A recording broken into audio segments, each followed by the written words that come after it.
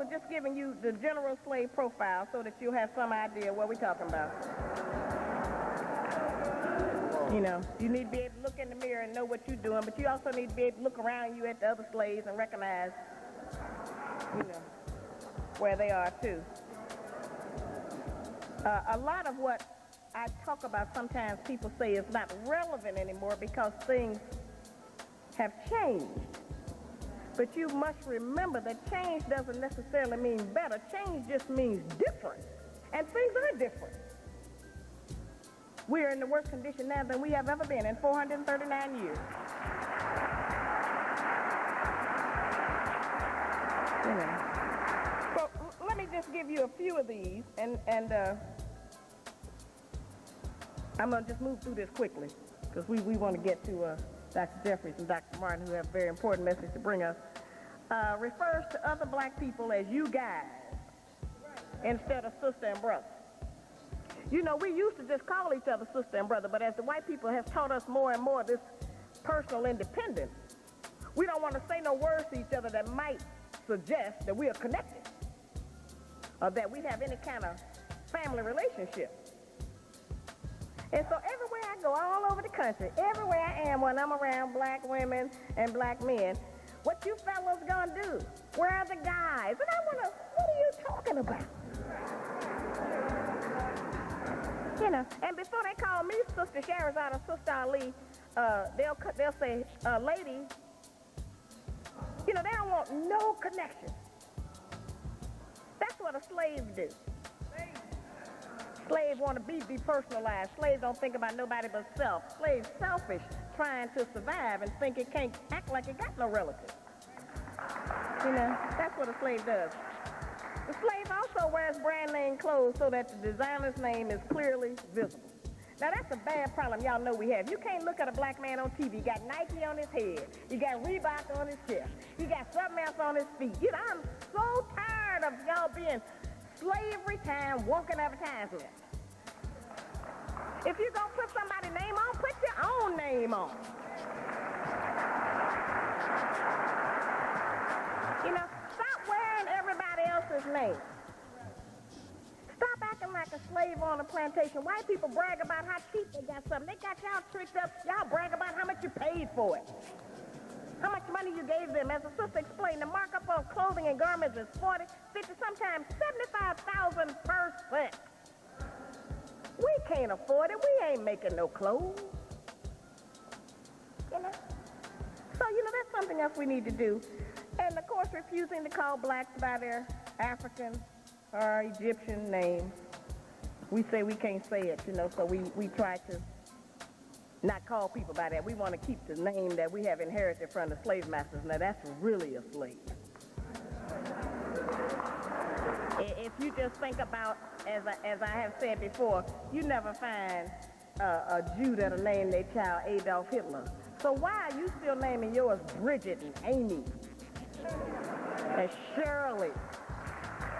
You know, that doesn't make any sense. Don't you see that the first stigma of slavery is that they took our name and our God? We can't say it didn't matter. If it didn't matter, they wouldn't have did it. Everything they did mattered. So when you want to hold on to the name of Johnson because your father's name was Johnson and his father was, and then some slave master behind him somewhere was named Johnson, think about that. It's no insult to your parents. They had a slave name too, so did mine. That's not disrespecting them because they were slaves too. You need your own name. And if you don't want your own name, you acting like a slave. If you're satisfied with your American, European, Gentile name, then you're acting like a slave. That's another thing that we need a re-education on. Buys cards and gifts to celebrate every European holiday. Stop doing that. You know? Every holiday the white people got. Black people running in the stove. Valentine's Day, Easter, Halloween. Y'all coming out with a sack. You know? None of them holidays, you know, got anything on it even remotely about us. Martin Luther King, that ain't really no holiday. The white people didn't even like him till he died. They don't like nobody till they dead. Ain't no problem no more. You know? So stop giving them money for every holiday. Express your love to your loved ones on some date that you pick out. You don't have to worry about being romantic. You're not the Romans. You can't be romantic. You know? A whole lot of what we try to be, it's not even in us. We're trying to mimic them. So don't be, that kind of a slave. Okay, promote their children to participate in integrated activities. Stop teaching your children to get along with white people before they get along with black people. Okay. Now this is the real slave, and I see this from LA to New York. Wears dreads, braids, or African clothes, and has a white maid on their own.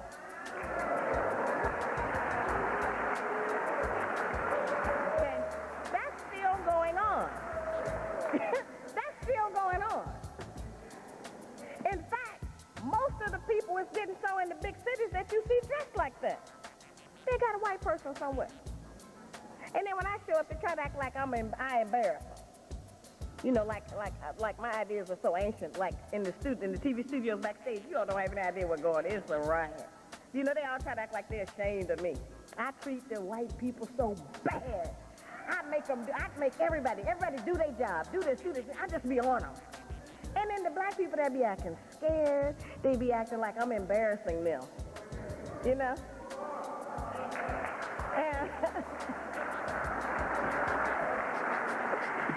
okay, another mark of a slave is a person that loves to move into a neighborhood with all whites, trying to get away from the rest of us. Okay? And certainly a mark of a slave is a person that insists on eating pork no matter what they have learned about it. Okay? Buys black children white dolls and books featuring white characters. All those symbols mean something. Don't let your children know what white people look like before they know what black people look like. Let them learn about self. If you teach them about the slave master first, then you acted like a slave. Becomes happy and animated when talking to white people. We see that all the time. Some of us can't hardly talk at all, but you let somebody white start asking us a question. You see all the teeth, give up all the directions. I see it all the time. I hate that. I was on an elevator in Chicago, and I was just standing there with the bellhop, and I was standing there while two white men got on the elevator, and I was just, how you do to keep from looking at everybody. I was looking at the numbers go across. I was up on like the 18th, 19th floor. Anyway, the devil over here to my left say, are you here for a conference? And I said, no. And I was so mad at myself. I answered automatically. And I said, none of your business what I'm here for. And then I turned my head back around.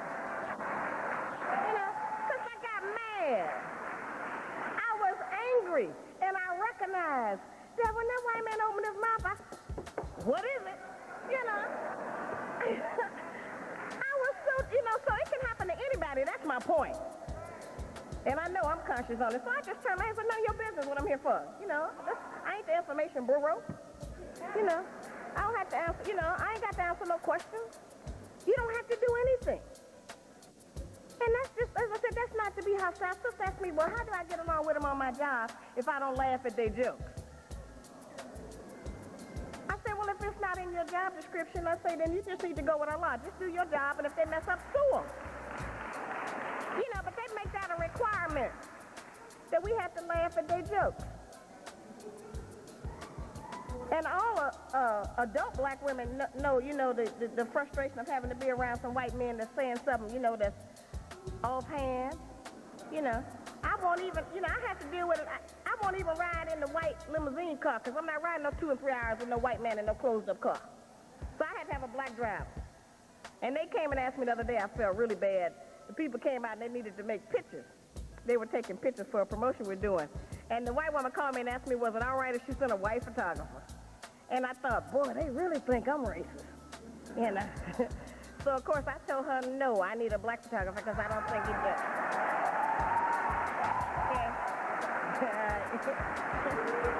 Because every time Every time I travel and say I don't want to be bothered with no white people, then they have to go hire and round up a bunch of black people to come and deal with me.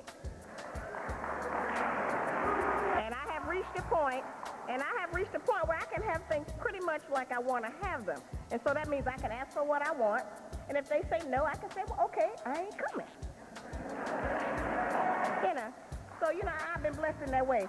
Now, the other way that we act like a slave, I got 5 more minutes, let me tell you this. The other way that we act like a slave is that we make our little children, one of the first things we do is they're growing up, when they get to be 2 or 3 years old, and we bring company in, we say, get up and dance.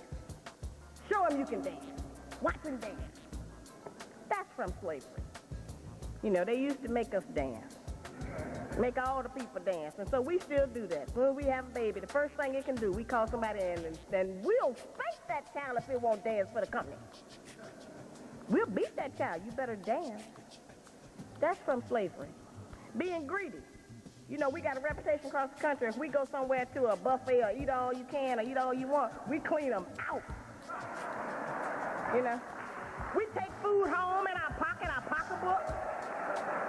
You know, that's from slavery.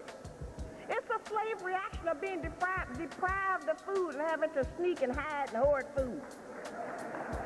So don't go out. If you're going to go to the white people restaurant, then don't go in there acting like an abject slave. Don't do that to yourself. Not that we got no image to protect in front of them, because they already know our condition, so I don't have nothing to hide from them. I'll be wide open with them, because they already know what condition I'm in. Yeah, and I'm mad about it. You know, and that's the same, that goes with the being overly attracted to fine clothes, stealing paper clips and stuff on the job, stuff you ain't never gonna need at home. Come home with a box of staples. Don't do that. That's a slave behavior. You know, work at the hospital, bring home a crate of cotton balls. Don't do that. Anything. During slavery, we had to steal. We had to use pilferage. We had to get any little thing we could. And so today, we still do that. We can't help it. If we're there, we'll get it. You know, don't do that. Don't act like a slave. You know, don't do it. You know, and it takes some control, because it's like an automatic reaction, because it's so deep into us, you know. But, you know, try not to do that. You know, white people gave the Indians alcohol. They gave the black people drugs. So we have to be careful. We know that we have substances that they will give us to try to destroy us. And we can talk about the violence on the TV and all of that, but there don't no white people come in our house and cut the TV on. We cut the TV on in our house, and we can cut it off. You know, so every time we decide, you know, to do a lot of these kind of basic things that we got from slavery, just don't act like a slave. I want to leave you with that thought. Stop acting like a slave. Find out what the behavior of a slave is and stop doing that. It is one of the reasons we cannot make progress, because they put some things in motion that even without a slave master, we still acting like a slave. All right? Assalamu alaikum.